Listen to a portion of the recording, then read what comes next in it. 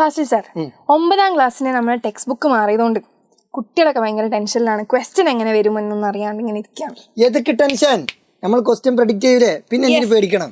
Fazil sir ചോർത്തിയ ആ ഒരു question paper നിങ്ങളിലേക്ക്. ഓക്കെ, ടു ലൈഫ് പ്രോസസ്, ഇതാണ് നമ്മൾ ആദ്യത്തെ ചാപ്റ്റർ. നമുക്ക് 2 ചാപ്റ്റർ ഉള്ളത്. അപ്പോൾ ആദ്യത്തെ ചാപ്റ്ററിൽ, 1ാമത്തെ ചാപ്റ്ററിൽ ജീവൽ പ്രക്രിയകളിലേക്ക് എന്ന് പറയുന്നത് 1ാമത്തെ ചാപ്റ്ററിൽ ഏതൊക്കെ ക്വസ്റ്റ്യൻസ് വരും എന്നുള്ളത് നമുക്ക് പ്രഡിക്റ്റ് ചെയ്യാം. അതിൽ ഏറ്റവും ഇമ്പോർട്ടൻ്റ് ആയിട്ടുള്ള ഭാഗം എന്ന് പറഞ്ഞാൽ അത് ഫോട്ടോസിന്തസിസ് ആണ്, പ്രകാശ സംശ്ലേഷണം. അപ്പോൾ ഫോട്ടോസിന്തസിസ്, പ്രകാശ സംശ്ലേഷണത്തിൻ്റെ സ്റ്റേജസ്, ഇരുണ്ട ഘട്ടം, അതുപോലെ തന്നെ പ്രകാശഘട്ടം, ലൈറ്റ് ഫേസ്, ഡാർക്ക് ഫേസ്, അതിൻ്റെ ഇമ്പോർട്ടൻസ്, അതിൻ്റെ പോയിന്റ്സ്, കാര്യങ്ങൾ നിങ്ങൾ വ്യക്തവും കൃത്യവുമായിട്ട് പഠിച്ചു വെക്കണം. അത് ഞാൻ പ്രഡിക്റ്റ് ചെയ്യുന്നു. അത് പരീക്ഷയ്ക്ക് എന്തായാലും ചോദിക്കും, 150% ഉറപ്പ്. പിന്നെ മെറ്റബോളിസം എന്ന് പറയുമ്പോൾ അതിൽ കാറ്റബോളിസം ഉണ്ട്, അനബോളിസം ഉണ്ട്.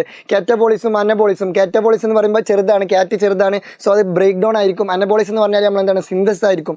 ആന വലുതാണ്, അപ്പോൾ നമ്മൾ എന്ത് ചെയ്യുക, ഉണ്ടാക്കുന്ന പരിപാടിയാണ്. അതൊക്കെ നമ്മൾ കോഡുകളൊക്കെ പറഞ്ഞു തന്നിട്ടുണ്ട്. സോ എന്ത് ചെയ്യുക, അത് ആ രീതിയിൽ പഠിക്കുക. അതും ഇമ്പോർട്ടൻ്റ് ആയിട്ട് നിങ്ങൾ എന്ത് ചെയ്യണം, നോട്ട് ചെയ്തേണ്ട ഭാഗമാണ്. അതും നമ്മൾ പ്രെഡിക്റ്റ് ചെയ്യുന്നു.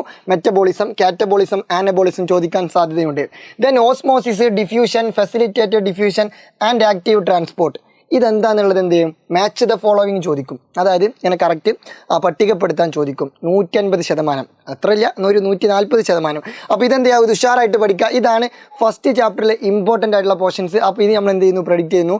Photosynthesis, metabolism and osmosis, diffusion, facilitated diffusion and active transport. Okay, ഇനി second chapter, digestion and transport of nutrients. ഇതൊരു വലിയൊരു ചാപ്റ്ററാണ്. ഇതിൽ ഒരുപാട് ഇമ്പോർട്ടൻറ്റ് പോർഷൻസുകളുണ്ട്. അപ്പോൾ അതിൽ നമ്മൾ ആറ്റിക്കുറുക്കിയിട്ട് വളരെ കുറച്ച് കാര്യങ്ങൾ എന്ത് ചെയ്തിട്ടുണ്ട്, നമ്മൾ പ്രെഡിക്റ്റ് ചെയ്ത് വെച്ചിട്ടുണ്ട്. സോ നിങ്ങൾ എന്ത് ചെയ്യണം, അത് നിർബന്ധമായിട്ടും പഠിക്കണം. അതിൽ ഒന്നാമത്തേത് 2 type of digestion. 2 type of digestion ഉണ്ട്. മെക്കാനിക്കൽ ഡൈജഷനും ഉണ്ട്, കെമിക്കൽ ഡൈജഷൻ ഉണ്ട്. അതെന്ത് ചെയ്യണം, വൃത്തിയിൽ പഠിച്ചു വെക്കണം. അത് ജസ്റ്റ് ഒന്ന് നോട്ട് ചെയ്ത് വെക്കണം. പിന്നെ digestion in hydra and amoeba. ഹൈഡ്രയിലെയും അമീബയിലെയും ഡൈജഷൻ, അല്ലെങ്കിൽ ഹൈഡ്രയിലെയും അമീബയിലെയും ദഹനം. Very very very important. പരീക്ഷയ്ക്ക് നിർബന്ധമായും ചോദിക്കാൻ സാധ്യതയുള്ളൊരു ചോദ്യമാണിത്. Digestion in hydra and amoeba. നോക്കി വെക്കണം കേട്ടോ. ഇനി സ്ട്രക്ചർ ഓഫ് ടീത്ത്, പല്ലിൻ്റെ ഘടന, enamel, dentine, pulp, cementum. Structure of teeth നിർബന്ധമാണ്, പഠിക്കണം. ദെൻ സ്ട്രക്ചർ ഓഫ് ഹാർട്ട്, ഹൃദയത്തിൻ്റെ ഘടന. ഹൃദയമില്ലാത്ത പരീക്ഷയില്ല. ഹൃദയമില്ലെങ്കിൽ നാമുണ്ടോ? ഇല്ല. അതേപോലെ തന്നെ ഹൃദയമില്ലെങ്കിൽ പരീക്ഷയില്ല. ഹൃദയത്തിൻ്റെ ചോദ്യം എന്തായാലും ചോദിക്കും. ഓക്കെ, ദെൻ ഡൈജസ്റ്റീവ് ജ്യൂസ്, വ്യത്യസ്തമായിട്ടുള്ള ഡൈജസ്റ്റീവ് ജ്യൂസ്. ഒരുപാട് ദഹനരസങ്ങളുണ്ട്. അപ്പോൾ ആ ദഹനരസങ്ങൾ എല്ലാതും എന്ത് ചെയ്യുക, ജസ്റ്റ് ഇങ്ങനെ ഓടിച്ചിട്ട് നോക്കി വെക്കാം. അതിലേതെങ്കിലുമൊക്കെ ഒരു ഡൈജസ്റ്റീവ് ജ്യൂസ് പരീക്ഷയ്ക്ക് നിർബന്ധമായിട്ടും ചോദിക്കും.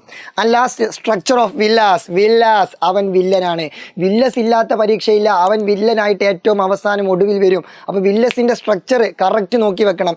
എവിടെയാണ് ബ്ലഡ് കാപ്പിലറീസ്, എവിടെയാണ് ലാക്റ്റിയൽ, കറക്റ്റ് നോക്കി വെക്കണം. പിന്നെ ആ വില്ലസ്, വിരൽ പോലെയുള്ള ഷേപ്പാണ് വില്ലസ്. പിന്നെ ബ്ലഡ് കാപ്പിലറീസും ലാക്റ്റിയൽസും എന്തിനെയാണ് അബ്സോർബ് ചെയ്യുക എന്നുള്ളത് എന്ത് ചെയ്യുക, കറക്റ്റ് നോക്കി വെക്കുക. ഇതൊക്കെ പഠിച്ചു കഴിഞ്ഞാൽ ഈ ചാപ്റ്റർ എന്ത് ചെയ്യും, അടിപൊളിയായിട്ട് സെറ്റ് ആവും. സോ നമ്മൾ പ്രെഡിക്റ്റ് ചെയ്തത് മാത്രമേ വരുള്ളൂ. സോ നിങ്ങൾ എന്താ ഉഷാറായിട്ട് പഠിക്കുക. അപ്പോൾ ഓൾ ദി ബെസ്റ്റ്.